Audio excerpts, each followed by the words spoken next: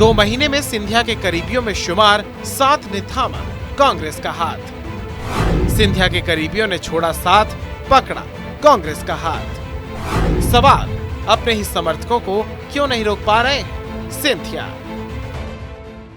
नमस्कार, मैं हूं स्वप्निल वर्मा और आप सभी देख रहे हैं TV9 मध्य प्रदेश छत्तीसगढ़। ज्योतिरादित्य सिंधिया ने आज से लगभग 3 साल पहले कांग्रेस पार्टी छोड़ी थी। सिंधिया ने कांग्रेस की सदस्यता से इस्तीफा दे दिया था।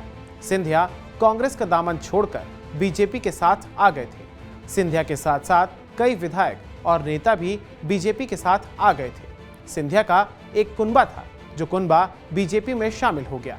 सिंधिया को कांग्रेस से बीजेपी में आए आज 3 वर्ष 4 महीने 28 दिन का समय बीत चुका है। इन 3 साल 4 महीने 28 दिनों में सिंधिया का कुनबा बढ़ने की बजाय घटने लग गया है।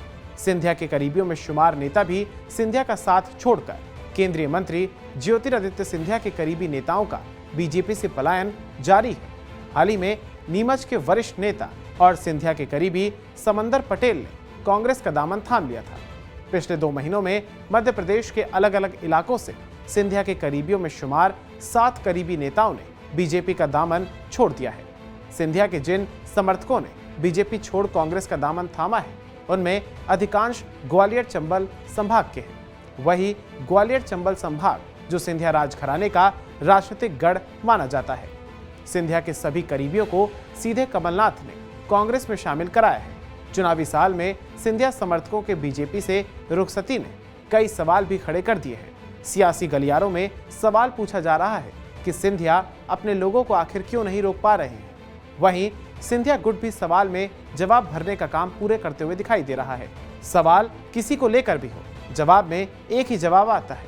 वो जवाब होता है जो नेता बाहर जा रहे हैं उनका कोई अपना जनाधार नहीं है। खैर, हम आपको बताते हैं सिंधिया के उन करीबियों में शुमार जिन्होंने सिंधिया का साथ छोड़ा और कांग्रेस में घर वापसी हो गई। तो सिंधिया करीबियों में पहला नाम आता है समंदर पटेल का। समंदर पटेल नीमच जावत से 2018 में निर्दलीय चुनाव लड़ चुके हैं। पटेल चुनाव तो नहीं जीत पाए, लेकिन 33,000 वोट लाकर कांग्रेस का खेल खराब करने में कामयाब रहे थे। सिंधिया ने बीजेपी का दामन थामा तो उनके साथ हो लिए। दूसरा नाम आता है बैजनाथ सिंह यादव का।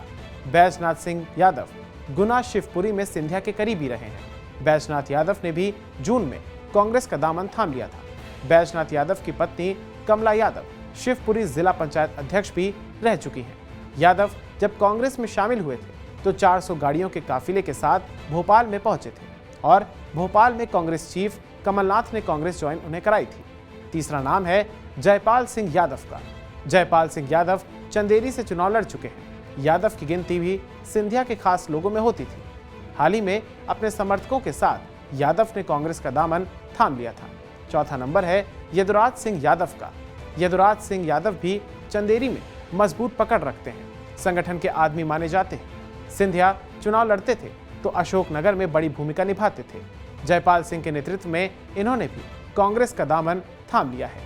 5वें नंबर पर हैं रघुराज धाकड़।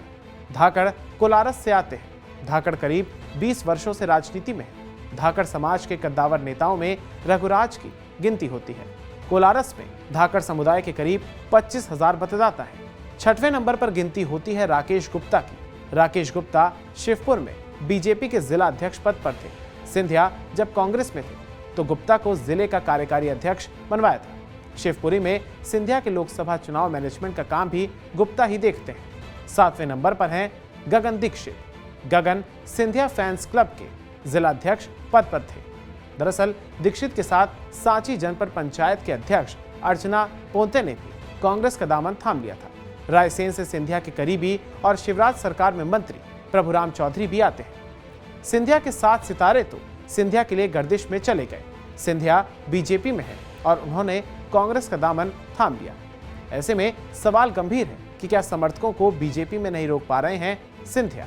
2020 में जब ज्योतिरादित्य सिंधिया बीजेपी में आए तो अपने साथ पूरे लाव लश्कर लेकर आए थे। ग्वालियर चंबल संभाग में कई जगहों से पूरी की पूरी कांग्रेस ही उस वक्त बीजेपी में शामिल हो गई थी। इसके बाद कयास लगाए जा रहे थे कि 2023 के चुनाव में इन तमाम इलाकों से कांग्रेस का सफाया हो जाएगा। लेकिन चुनाव से पहले जिस प्रकार सिंधिया के करीबियों की वापसी हो रही है, उसमें सवाल उठ रहा है कि आखिर सिंधिया अपने समर्थकों को बीजेपी में क्यों नहीं रोक पा रहे हैं?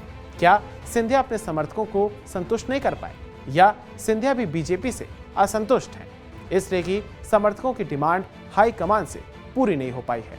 धन्यवाद।